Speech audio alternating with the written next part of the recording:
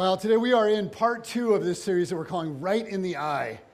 And the main idea that's driving this series really is the American dream.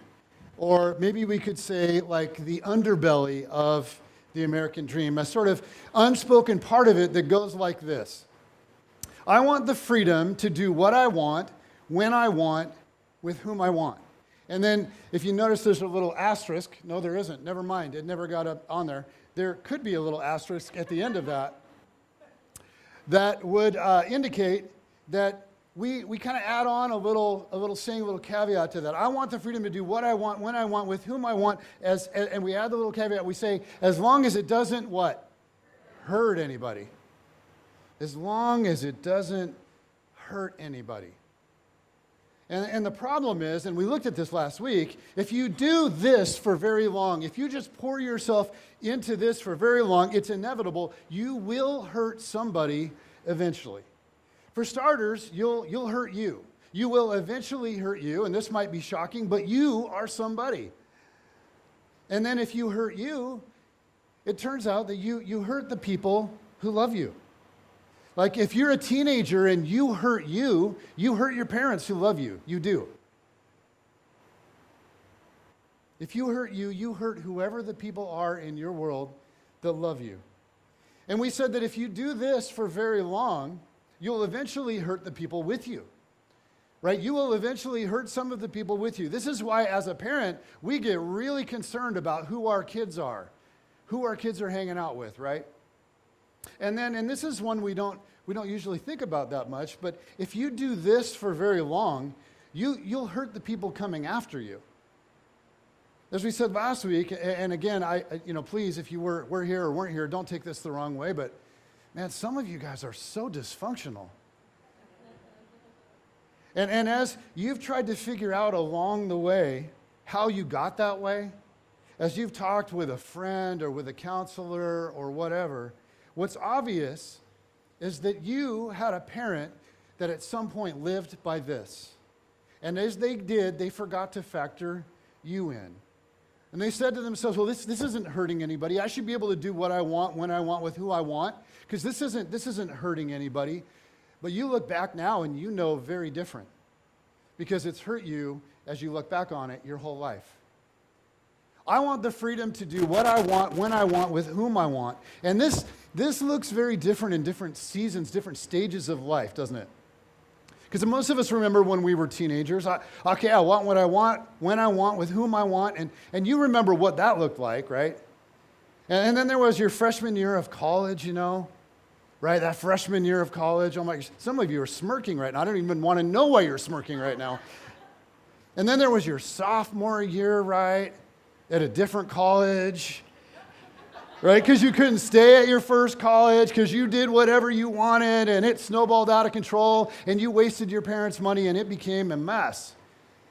And then life goes on and it just looks different as we get older. You get to be middle-aged. And what happens is you start wanting to be a teenager again. Right? You want to be a teenager again, so you start looking like it did when you were an adolescent, but now you're pudgier and you got a lot more money. And so it just looks different in different stages. I want to do what I want, when I want, with whom I want, as long as it doesn't hurt anybody. And the problem is, of course, it seems like someone always gets hurt. Now, driving our conversation around this whole topic is this book in the Old Testament, the book of Judges, which is a piece of ancient Israeli history.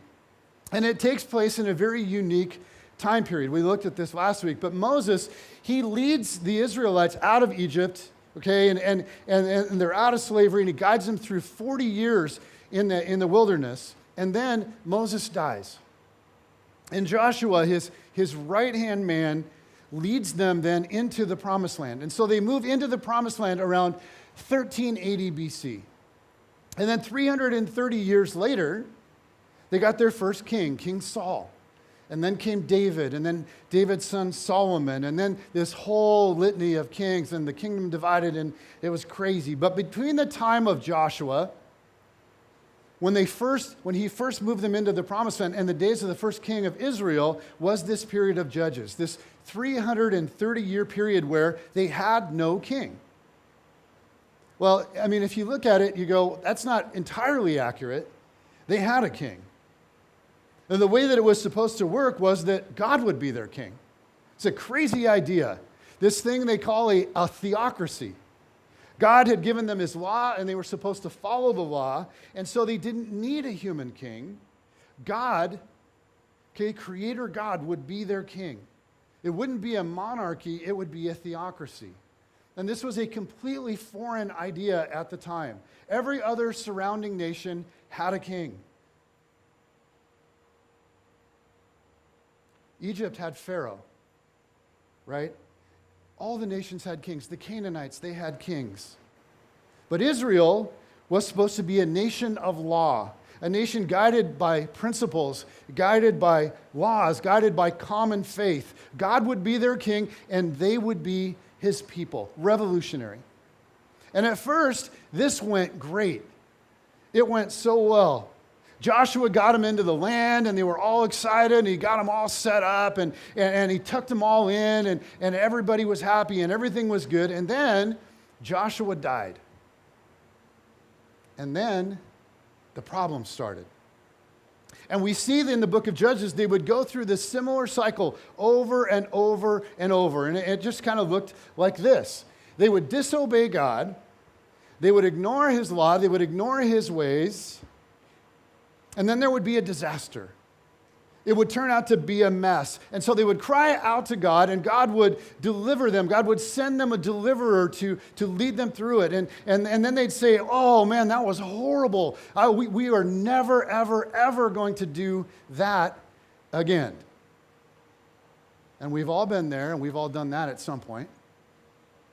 And then they would decide to disobey God again, and it would lead to another disaster, and they would cry out again for God's help, and he would send a deliverer to them, and he would deliver them once again, and they'd say, whoa, that was really horrible. We will never do that again. And before long, the cycle would start all over again, and this went on and on and on and on for 330 years. And at the very end of the book, and last week we started at the very end, the final statement in the entire book of Judges is this. In those days, there was no king in Israel. Everyone did, and say this last part with me, everyone did what was right in his own eyes. So everybody said, hey, I want to do what I want, when I want, with whom I want. But back then, to be honest with you, they didn't care if it hurt anybody. They weren't as civilized as us. But it was the same idea, and it turned out to be a complete and total disaster over and over and over. So that's where we began last week. We looked at one of the most disturbing stories in antiquity. Like everywhere you look, people just making horrendous decisions. And the pain and the damage and the wreckage. It's almost too much really to talk about it in church. In fact, I kind of had to filter it. It's just too much, too graphic, too brutal. And this is so interesting. The book of Judges, it ends with that story. Like, it starts off bad and it gets worse. Do you ever see the movie Legends of the Fall? Any of you ever see that? Like, it's bad, and then it gets worse. And you go, oh man, and then it gets worse, and then it gets worse, and then it gets worse, and then it's over. Terrible. If you haven't seen it, don't see it. It's horrible. Well, this story is kind of like that, except it's really more of like Halloween 4 meets Deliverance. I mean, it's this tragic, disturbing, make you want to throw up kind of story, and then the book ends. There's nothing good. There's no hero. The book ends, and the author makes that statement. In those days, there was no king in Israel. Everyone did what was right in his own eyes. Now, today, we're going to go back to the beginning of the book of Judges, to the very beginning. And the beginning is such a contrast to the end. The beginning is kind of like the last night at Christian camp. Like for those of you that went to church camp, some of you grew up going to church camp. Others of you, many of you went to Young Life camp, okay, either as a leader or as a camper or both. And the last night of Christian camp can be this super emotional night, right? There's a speaker all week long. And they've been teaching all week, and it all culminates. And on the last night, there's usually like a challenge. And the music is playing, and the kids are totally into it, and their friends, they're looking around, they're realizing their friends are engaging in it, and the speaker, like if the speaker is good, and the speaker usually is really good, they challenge the kids to think about their lives, to think about the people they love most, to consider their deepest values, their faith. For some of them, their brand new faith. And so on that night, for a lot of girls, they do what on that night? Anybody? They cry. Tony knew right away. You've been to a lot of Christian camps, my friend. They cry. And for some of the boys, what do? They cry. It's contagious. It's just like, it's an epidemic. It's emotional. It's powerful. And the kids go back to their cabin with their leader, and they pray, and they share, and they talk about their life, and it is all really good. Okay, so please don't think like he's mocking Christian camp. I am not mocking Christian. It's really good. These camp experiences can be huge. They can be foundational turning points in people's lives. But on that last night, a lot of kids make commitments. Okay, they think about the changes that they want to make, and they decide they're going to go home and they're going to break up with their boyfriend or their girlfriend. They're going to like patch things up with their parents, which is a really good thing. It's a really big deal. And then they decide they're going to quit pretty much everything. Right? They're not going to smoke anymore. They're not going to drink anymore. They're not going to hang out with the wrong friends anymore. They're not going to sneak out. They're not going to sneak around. They're going to quit pretty much their entire life. And it's sincere. It's sincere, and they mean it. And I've been to several of these as a participant and as a leader. And these are powerful moments. They're important moments. They are deeply sincere, and they're deeply emotional. So the beginning of the book of Judges begins with what is the equivalent of the last night of camp. Joshua is about to die, and he gathers the nation. He gathers the entire nation. He's about to leave them, to send them off on their own, and he gives one last talk, okay, the last talk on the last night of camp. And here's the main idea of what his talk is about. He says, now fear the Lord and serve him with all faithfulness. Fear the Lord and serve him with all faithfulness. Throw away the gods your ancestors worshipped beyond the Euphrates River and in Egypt, and serve the Lord. Okay, this is code for break up with your girlfriend. Break up with your boyfriend. Get rid of your hidden stash. Get rid of anything in your life that's polluting your life. And he does this long, very emotional, very powerful talk, and the people respond. It says, the people answered, far be it from us to forsake the Lord to serve other gods. Don't you worry, Joshua. Don't you worry. We have changed. We mean it. It was the Lord God himself who brought us and our parents up out of Egypt, from that land of slavery, and performed those great signs before our eyes. Joshua, we remember what it was like to live in slavery. At least our parents told us all about it. Those of us that were too young to remember, we heard the horror stories about what it was like to be subject to Pharaoh, to serve that other king. But God, you, our King, have been so good to us. You've protected us. You've provided for us. You've strengthened us. You've kept us from getting sick. You've shown us miracle after miracle after miracle to let us know that you are real and you are with us. You've given us water from a rock. You've given us bread that was just on the ground every morning when we woke up. You sent hordes of quail to us to give us meat when we asked for meat. You allowed us to defeat armies much bigger, much stronger, much better armed than we were. God, you brought us out of Egypt and performed all these signs. You are great. And you have been our King, and you are our God. And so they say to Joshua, we would never turn away from the Lord. They say, we too will serve the Lord because he is our God. God is our King. He's given us the law. You don't have to worry about us, Joshua. Don't you worry a bit. You just head off and die in peace. We're good. We would never serve any other king. Our parents told us what that was like, and we would never, ever, ever, ever go back to that. And then if you read through this section, Joshua had kind of a strange leadership style. And it's interesting Because Joshua stands there and they're proclaiming this stuff to him, and he stands there and he taunts them. He just taunts them. He's like, oh yeah, I bet you will go back to that. I bet you will. I bet you will serve another king. I bet you will forsake the Lord. I bet you will. And they're like, no, we won't. And Joshua's like, nope, I'm telling you. You think this is going to be easy. You think you're totally devoted. You think you've learned your lesson. You think you remember how bad it was to be subject to a foreign king. But I'm telling you, you're going to forsake God. But the people said to Joshua, no, we will serve the Lord. Joshua said, all right, well, I warned you. And then he died. And the people were in the land. And they're in the land, and they're like, yay, God, and we're going to keep God's law, right? Yeah, we're keeping God's law. And within a single generation, that faded and was gone. And lo and behold, Scripture tells us, this is Judges chapter 2, only chapter 2.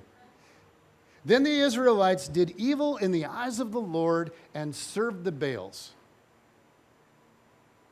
I mean, they had hardly changed clothes from Joshua's funeral, and they're doing the exact thing that he warned them not to do. The very thing that they swore to him they would never do. They got home from camp, and they went right back to doing all the stuff they were doing before camp. The writer of Judges continues. It says, they forsook the Lord, the God of their ancestors, who had brought them out of Egypt. They followed and worshiped various gods of the peoples around them. They started looking around. This is what we do. This is human nature. They started looking around at the people around them going, hey, that's pretty cool. Hey, we want some of that. Hey, we kind of like that. And you know what? Everybody else is doing it. Everybody else is doing it. And I mean, look at how wealthy and how healthy and how prosperous those people are. It seems to be working. It seems to be working for them. It seems to be working pretty good for them. And almost immediately, they abandoned their invisible king. They forgot about his law, and they immersed themselves in the ways of the surrounding culture. So the writer of Judges kind of says with a sigh, they aroused the Lord's anger because they forsook him and served Baal and Ashtoreth. So Baal and Ashtoreth were like the god and the goddess of the Canaanites. They were fertility gods. Okay, they were the ones that you worship to bring the rain. Gotta have the rain. These are the ones that help you produce crops and wealth. These are the lifestyle gods. And the Canaanites did atrocious things in the worship of their own gods. For one thing, when they were like in a drought or a famine and it was severe and they got really desperate, they would actually sacrifice people to their gods. When things got really, really desperate, they would sacrifice a child. When things got more desperate, they would sacrifice multiple children. In fact, there's one period in history where they actually required the richest people among them, all the rich people in the kingdom, to sacrifice their firstborn child. Because this is how you get Baal and Ashtoreth to notice you. This is how you get their attention. This is how you please them. This is how you show you're serious about your devotion to them. So God is looking at his people. He's looking at Israel and he's going, guys, you cannot be a part of that. You can't be a part of that. And at the Canaanite temples, there would be all these temple prostitutes. And part of Canaanite worship was to go and have sex with the prostitutes. And this enticed the Israelites. And they were drawn to it. But it enslaved and objectified many, many, many people. And God said, guys, I don't want any of that. I don't want any of that for you. Moses had warned him, and Joshua had warned him. And repeatedly, God had said, you're going to be tempted, don't do it. Well, they did it. They dove headfirst into it. Check this out. In his anger against Israel, the Lord gave them into the hands of raiders who plundered them. He sold them into the hands of their enemies all around, whom they were no longer able to resist. Why would he do that? Basically, God said, okay, all right. You like the Canaanites? You like the Canaanites? You want to live just like the Canaanites? How about I let you be conquered by the very people you've copied? How about I allow you to be conquered by the very culture you've copied? Okay, you walked away from me freely, you embraced their ways freely, and now you find yourselves enslaved to the ones that you wanted to be like. Do you guys see? Do you see? In wanting to express your freedom, you just gave away your freedom. If you really love their ways that much, I guess, have at it. Have all the Canaanite culture you can handle. So, they forsook their God. They followed the people around them, and in the end, they surrendered their freedom. In the end, and here's the big idea, here's the point of today's message. In the end, here's the thing that we often fail to factor in. Here's the thing that we seem to not see coming until it's too late.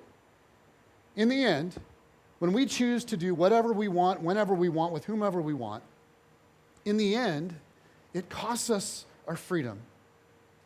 In fact, for Israel, they simply traded one king for another. They willingly walked away from God, they walked away from their king, and they found themselves ruled, enslaved to a foreign king.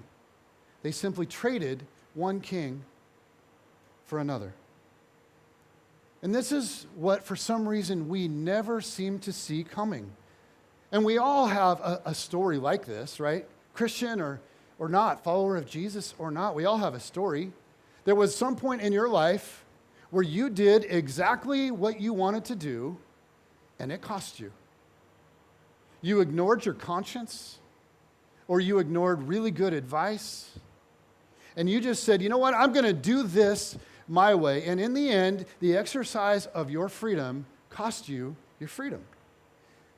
In the end, your choices were limited. In the end, you could no longer have, because of the freedom you exercised, you could no longer have what you wanted most. And one day, you woke up and you looked at your life and you went, uh-oh, I didn't gain freedom. My expression of freedom just cost me my freedom. It turned out you just kind of traded one king for another. And here's what Christians believe. Okay, here's what Christians believe. And you might be here and you might not believe this, and that's totally okay. You can disagree with this if you want. But Christians believe that you and I were created. That we were created by God, and we were created to be ruled over.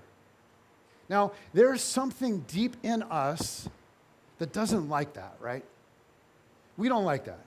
We want to be autonomous. I want to be my own man. You want to be your own man. You want to be your own woman.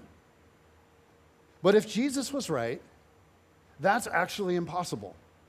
No one is autonomous. We were made to worship. We were created to worship. We were made to be ruled. And when you say no to the Creator King, you simply choose a different king. For example, and some of you, you understand this, like the king of appetite, right? The little king of appetite. I mean, isn't this simply, I want what I want, I want what I want, and I want it when I want it. And if you choose your appetite for whatever it might be, over God, you just kind of say, God, I'm tired of fighting this temptation. I'm tired of feeling like a failure. I'm tired of saying no to myself. So I'm just going to give in to this appetite. I'm just going to feed it. Well, after a few weeks or months or years, when you get farther down the road, you find yourself in a spot suddenly where you go, uh-oh, now I can't say no.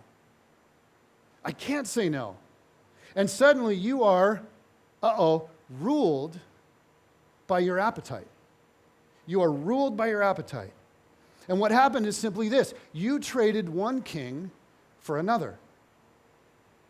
You can feed the god of greed. You can just feed that god and feed it and feed it. And then one day you realize, man, holy cow, I have sacrificed everything in my life that truly matters to me in pursuit of this one thing. But it turns out that's not autonomy. That's just trading one king for another. Or you think about insecurity. You know how God is inviting you to live, but you see the people around you, people at work, friends of friends. You see the people around you and you look at them and they seem to be doing okay. They're doing okay. They're happy. They're good. They seem to be having a good time. And you don't want to be different from them. You just want to be a part of everything that they're doing, even if that means you've got to compromise some of your deepest values. You want to talk like they talk. You want to drink like they drink. You want to watch what they watch. Even if it means you think like they think. You just go, so be it. Because I just want to fit in. I just want to fit in. I just want them to like me. I just want them to feel connected to me. And you trade your values. You sacrifice them to the king of insecurity. Guys, that's not autonomy. It's not autonomy. That's not freedom. You just traded one king for another. Now you are being ruled by your insecurity. You can be ruled by fear. You can be ruled by lust. You can be ruled by a quest for success. I mean, you think about how many guys have lost their families and lost their wives, lost their children, and just had the thing blown up because they were ruled by this thirst for success or ruled by this thirst for power. Or how about this one? You can be ruled by the little king of anger. And some of you are ruled by it. You worship it. You worship it because it makes you feel good. It makes you feel superior. Somebody has wronged you. Somebody has wronged you. You were right, they were wrong, and you're angry. And you have every right to be angry, right? But is that autonomy? Is that liberation? Is that freedom? Some of you, you think about your family history, and you're just angry about it. With your mom or your dad or somebody else. Here's what I know about some of you, and it just sort of comes with doing what I do. Jen and I, we sit down with people and we hear the stories all the time. Here's what I know. For some of you, your number one goal in life, even though you've never written it down, but if you checked your heart, your number one goal in life is, I will not be like my dad. I will not be like my dad. I will not be like my mom. My family will not be like my family of origin. History will not repeat itself. But don't be fooled. If you choose to live by the motto, I'm going to do what I want, when I want, with whom I want, don't you see that, that's what led your mom or your dad or whoever it was to do what they did? That's why you have the family history that you do. Somebody said, I'm going to do what I want, when I want, with whom I want, and they thought they were choosing freedom, and they ended up serving a different king. And that's how the history that you want to undo started. So if you embrace that same motto, just your version of it, your form of it, I just giving you a heads up, your family history, it will repeat itself. If you want to be different, it turns out there's one king that will help you with that. If you want your kids to see something better, something healthier, there is a king that will walk alongside of you and help you with that. If you want a new family culture, there is a king who wants to lead you and walk with you into that. And you think about it, you go, well, if there is a God who loves you, if there is a God that understands the power that forgiveness has to break the chains of the past, if there is a God who wants something better for you, maybe, just maybe, he would help you. He would come alongside you. He would help you. He would lead you. I mean, if there's a God who says, okay, I want your generation. I do. I want your generation. I want your kids. I want your grandkids to have something different. Then you look at that and you go, well, then why wouldn't you say yes to your Creator King? Why wouldn't you? Because here's something you should know. The little kings, all the little kings, kings of greed and insecurity and lust and anger, they don't have your best interest in mind. They don't love you. They will happily rule over you. They don't love you, which is interesting. Let me ask you a question. And this is just something I think is helpful to kick around from time to time. Think about this. Why is it so much easier to say no to God than to the things that substitute for God? Why is it so much easier to say no to God than to say no to the little gods? Right? God, I'm a senior in high school. I'm a senior in high school. So God, shut your eyes. I'll be back with you in about a year. Why is it easier to say no to God than the things we substitute for God? Okay, God, I'm heading to Vegas for a week. So, don't take it personal. But when I go on this very well-deserved, hard-earned vacation, it will be a vacation from you. Why is it so easy to say, God, I know she isn't right for me. I know she isn't right for me. I know he isn't right for me. God, I don't have any business, we don't have any business moving in. I know I should just walk away from this. I know. But God, I'm going to do what I want, when I want, with whom I want. I know this isn't how you want me to conduct my business, God. But in the industry, this is how it's done. This is how it's done. I know, God, I know. But if I'm going to get ahead, I have to. I'm sorry, God. I have to.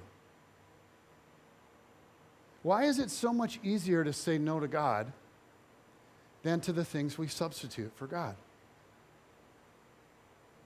Why is it so much easier to say, no, God, I'm tired of struggling with this. I'm tired of battling with this. God, I'm just going to give myself over to this. Look, God, everybody needs a break, right? God, everybody needs a little guilty pleasure. And besides, everybody has a habit. Everybody has a thing. So God, I know what you think. I know what my conscience is telling me. I hear the alarm bells. I do. But I'm going to have this thing in my life. I am. This is what I'm going to do. Why is it so much easier to say no to God than to the little gods? The thing that happens is,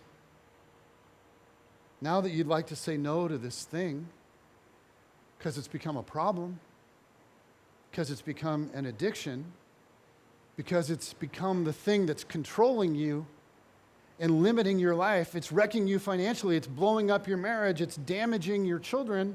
Why is it so much more difficult to say no to that than to say no to your Creator King who loves you? Well, here's what I think. Here's part of it. Here's part of it. The substitute kings are not merciful. The substitute kings will control you. They will lie to you and they will control you. The substitute kings will take away your freedom. And this is what is so central to what Jesus taught about idolatry. So core to everything that he taught about our Creator King. If we could truly see it, if we could truly get it, if we could let this truth just pervade our hearts and our minds, if we could simply realize when temptations come, when the little kings come calling, if I could remember, God is always leading me to the place of maximum freedom. God is always leading me to the place of maximum freedom every time. If I submit and surrender to God, if I refuse to worship the little kings, if I refuse to trade the Creator King for the created thing, it's there that I find liberation and I find freedom. Okay, let me ask you guys. Who was the freest person to ever walk the face of the earth? Okay, you guys, come on. This is a Christian church. This is not a trick question. Who was the freest person to ever walk the face of the earth? Jesus. Okay. Jesus. Okay. Jesus was the freest person to ever walk the face of the earth. In fact, If you read the Gospels and you look at the life of Jesus, the enemies of Jesus were so utterly frustrated by him because he would not be controlled. Not by the Pharisees, not by the Sanhedrin, not by Herod, not by Pilate, not by the disciples who had their own agenda, not by his appetites. Jesus lived the ultimate life of freedom. Interestingly, he also lived the ultimate life of surrender. Father, please take this cup from me. Father, please take this cup from me. Father, please take this cup from me. Yet not my will, but yours be done. Turns out surrender and freedom are not in opposition to one another. It turns out they actually go hand in hand. Jesus taught this. Jesus modeled this. He pleaded with his followers to offer themselves to the King. You can surrender to the Creator King, or in the end, you can surrender to some created thing. Okay, back to our story in Judges. At the end of this first round in this cycle, this disobey God, and then we cry out for deliverance, and then God sends a deliverer. Many more rounds would come. Many, many more rounds would come. But this is round one, and here's what it says. It says, the anger of the Lord burned against Israel so that he sold them into the hands of... Johnny, how do we pronounce that? I don't know.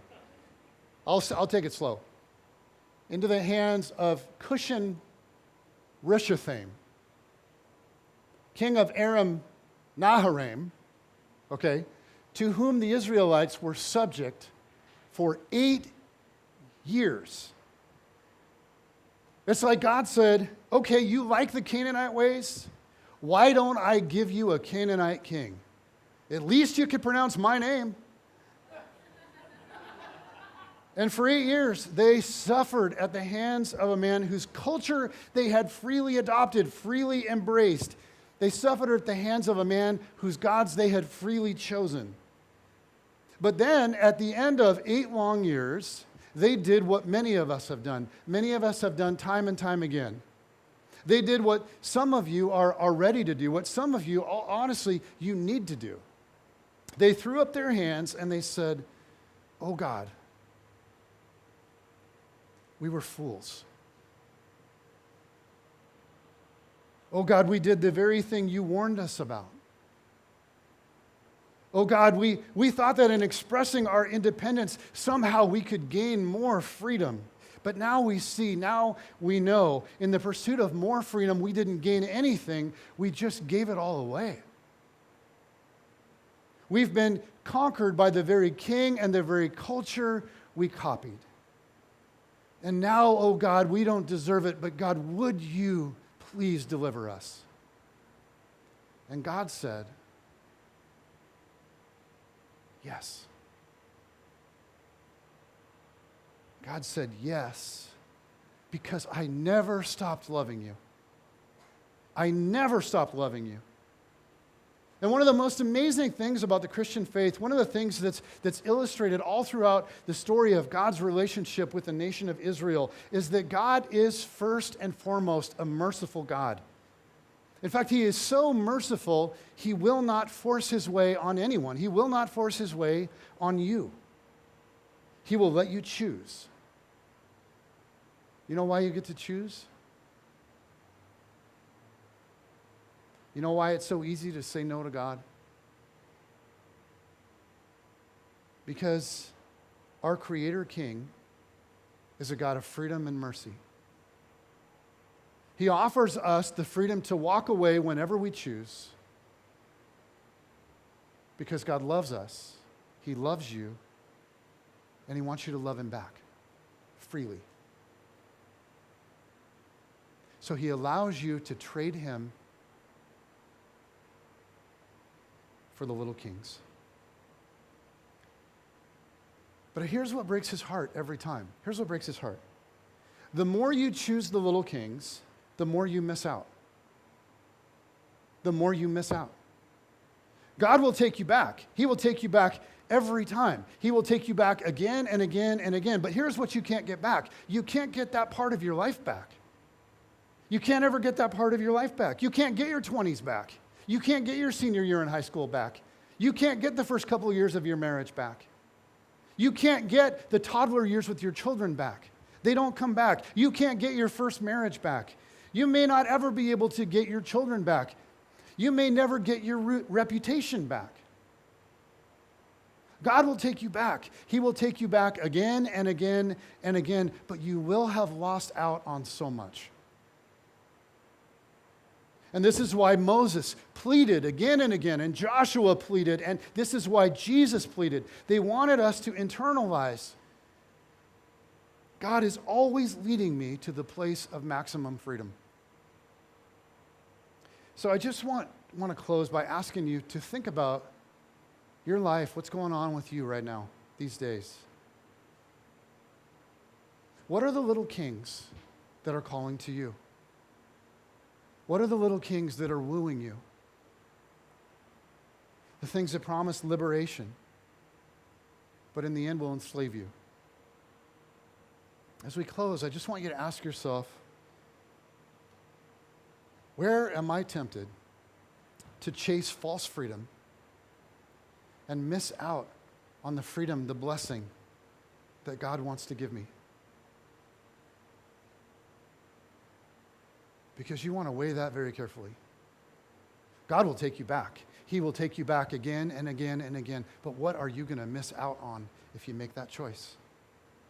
Or if you're already involved, what are you going to miss out on if you continue down that road? God is a God of mercy. He loves you. He will deliver you. You just have to ask Him and be willing to surrender. Father in heaven,